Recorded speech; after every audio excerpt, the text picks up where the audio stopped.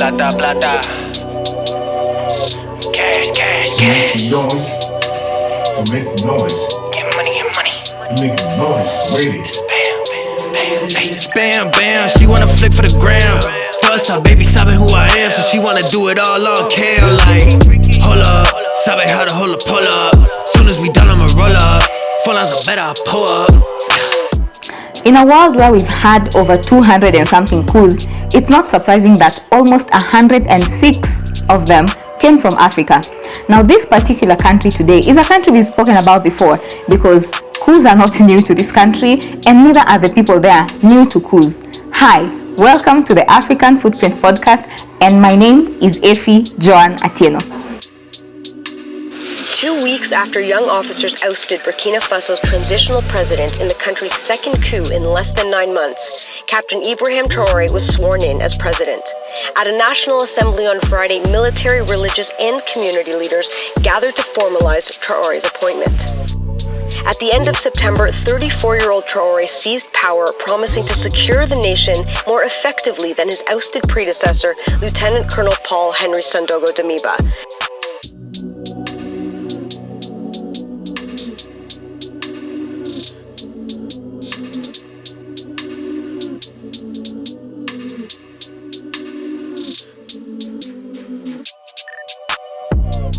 Now, today's story, you can consider it a second part to the coup we already spoke about in Burkina Faso, what was known as Upper Volta. And this was, I think, the 9th coup, because this country and coups seemingly are synonymous. Now, this was the 9th coup that is happening in Burkina Faso. And the interesting thing is that our character from the other coup, which was Thomas Sankara, has been likened a lot to our main character today. And yes, for those who've already figured out, we are talking about the one and only Captain Ibrahim Traore and the September coup in Burkina Faso. Now, let me take you a little bit back. In January of 2022, that was just last year, January, there was a coup in Burkina Faso again, which brought in a new leader. And essentially what happened is there was insurgents of the jihadist insurgents or the Islamic insurgents in the country, and therefore a lot of people felt they needed a new regime. So the current president at that time was President Traore. Seemingly they have a thing for that name, and most people in the military did not like his style of leadership or are not happy with how the country was being led, or the Islamic insurgents that was happening in the country or parts of the country, and therefore a certain branch of the military organized a coup. And this is what gave us the president, who was then just taken out, so to speak, and his name was Paul Henry Sandaogo Damiba. Again, you'll forgive me with these names, guys. So Henry Damiba became the president by a coup, was installed by a coup in January 2022. Now here's the thing, on 30th September 2022, again, just 9 months later, the world was awakened by another coup in Burkina Faso, and this led to the installation of Captain Ibrahim Traore as the president, or rather as the leader of the transition government.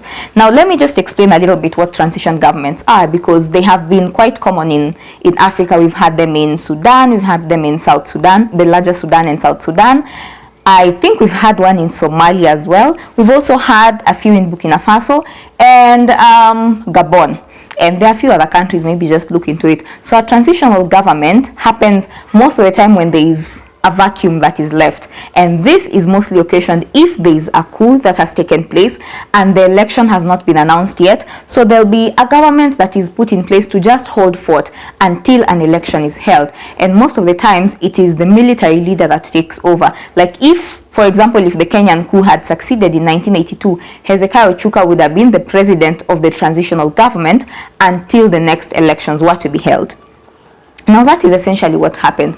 So as Damiba is heading the transition government, 9 months in, another coup happens, led by Captain Traore. And what happens? He's installed as the leader. And most of you would ask, why the another coup 9 months later? Because looking at it, Captain Traore was part of the military team who installed Damiba into power.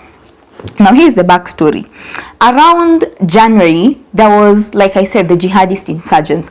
So essentially, Damiba was coming in to help with that. They felt the military could do a better job in curbing the Islamic insurgents. So when he came into power, things were okay for the first few months. But then the problem was some of the people he put in his government were the same people who had been there and had been present in the ousted government, and two, he was not really able to curb the menace that was there, that is the jihadist insurgents. And what happened is the insurgents kept growing and growing, and at around August, September, 40% of Burkina Faso had been taken over by the jihadists. And this angered a lot of people in the military because, one, they had trusted him to do a better job than the previous regime in curbing the menace, and two, they had expected him to bring in a wave of peace, so to speak. But again, like I said, that did not happen. So on 30th September 2022, just 9 months into his leadership, another coup happened. Now what happened? Because of the feeling that he was not doing enough, a section of the people who helped him in the coup, a section of the members of the military, started speaking, okay, you guys, we need to band together, we need to do something differently, we need to come up with a different strategy. And being unhappy with how he was handling the insurgents, being unhappy with how 40% of the country or the major cities, including part of Ouagadougou, had been taken, which is their capital for geography students and history students, which had been taken already by the insurgents leaders, they felt, no guys, maybe we should do better. So they organized another coup because of that dissatisfaction, and this is what was led by Captain Ibrahim Traore. Now, on that day, on 30th, around dawn, they took over some of the major cities, they took over most of the communication channels, and everything that essentially mattered, because one, they already had the military. Now here is a little bit backstory. When this insurgence was happening and when the coup was happening in January, certain military leaders were installed in various parts of Burkina Faso, meaning there was a group stationed in Ouagadougou, there was a group stationed in Kaya, there was a group stationed in the Sahel region, there was a group stationed in the north. Basically, the whole country, there was a distribution of military leaders. Now, the thing is, when one of the military leader is unhappy and they decide to work with the other military leaders, that essentially means the cities that they are handling, or rather the towns that they have been stationed, are already taken over, so to speak. Because if my group is stationed in Nanyuki and I am the one in charge of Nanyuki and making sure there is security in Nanyuki, and I want to organize a coup, Nanyuki is as good as gone. So bearing this in mind, there are certain people who supported Traore in his bid to oust Damiba, and that meant all the cities that they were stationed were already taken over. Now there was a special unit that Captain Traore was working with, and that was known as the Cobra Squad, the unit that had been stationed in Kaya. So as the day was progressing, they were making progress in terms of coming into the city, and specifically into Ouagadougou, which is the capital, and they made their way into the location where the current president was seated, and he was arrested, of course. And most people in the region just woke up to gunfire left, right and center. There was a lot of chaos, and they shut down the internet connection for, I think, the most part of the day, and suspended the constitution. So it was an overhaul of government. And I think one thing that struck me was when this happened, there was a lot of outrage from leaders worldwide, because there were two things that were happening.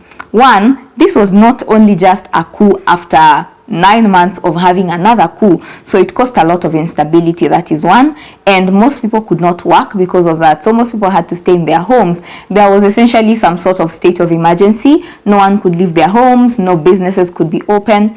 And the second thing, vested political interest from international organizations. Now here's the thing, Burkina Faso is a French-speaking country, and well, if we all know our colonial history, we all know where France stands when it comes to colonialism. There were some of the colonizers and those who took away a lot of what belonged to several African states that are now francophone. And yeah, it's all seated in French museums and things like that. Well, yay, France. So because of this animosity between the military and the government that had been ousted previously prior to January 2022, and also the animosity between some of the people in Burkina Faso and France, well, Traore decided maybe it's time for a new regime and formed a very unlikely alliance that I think the whole world has been talking about to date. He formed an alliance with Russia.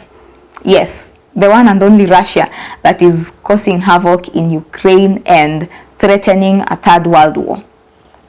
Now here's the thing, most of the people who were supporting the coup were okay with this arrangement. They felt, okay, it's time for France to go and we need someone else. I don't know why they need someone else, but of course they need a superpower to help things move, to help with the economy, to help their military prowess and things like that. So Russia is a good candidate for this. But the animosity that has been happening between France and Burkina Faso did not stop there. In the process of continuing with the coup and storming in the capital, they went to the French embassy, and this meant every person who worked at the French embassy was at risk, or every person associated with the French embassy was at risk. Now, for those who've done a bit of public international law or just looking at international law in general in terms of regional bodies and international bodies, you'd understand that when it comes to an embassy is essentially a representation of that particular state in another state.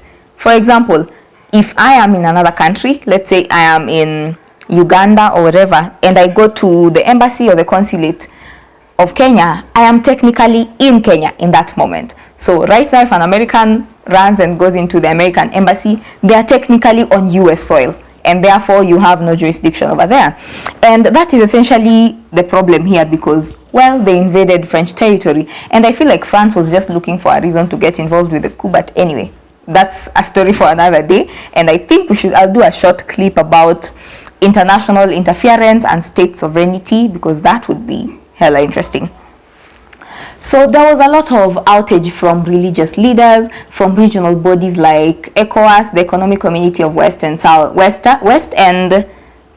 African states. There was a lot of outage from that regional body, from Central African states, and this is because, like I had said, a lot of instability was caused by the coup in terms of there was money that is lost if businesses do not happen.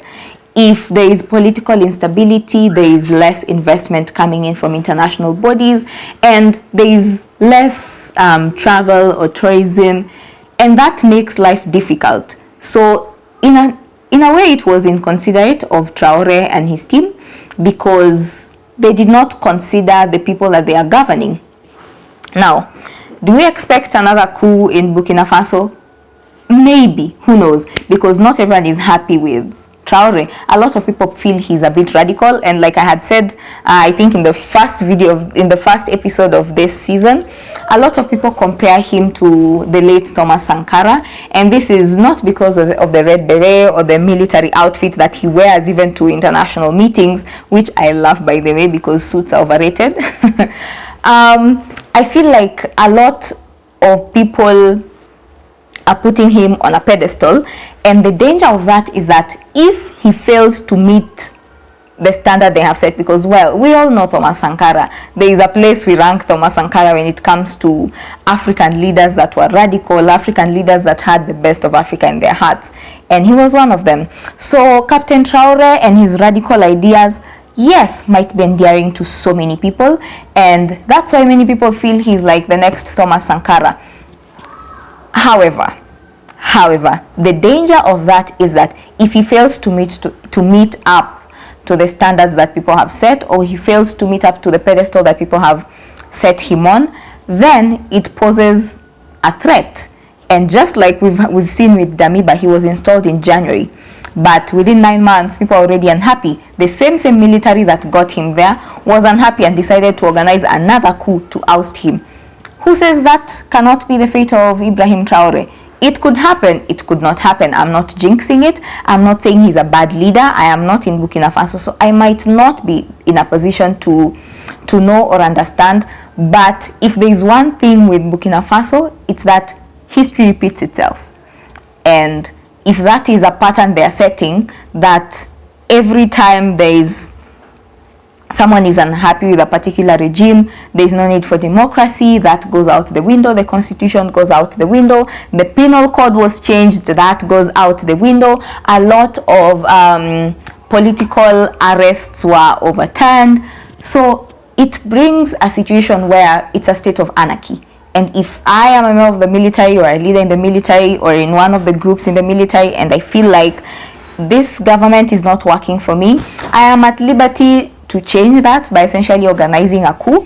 I don't think that's where we want to head as Africa. Now, that's just one thing. The second thing is the relationships that are being fostered with other countries in the international landscape. I mean, France is not a saint. Macron is not a saint, because, well, there are certain vices about that country that we cannot speak of right now, because, well, I don't want to get arrested. But there is the general feeling that Russia might not necessarily be a better ally, but a strategic ally in terms of looking at their military prowess, their nuclear weapons. I mean, Russia has all that, but that does not make them a better ally, because they might just behave like France or other colonial powers that we have seen in the past.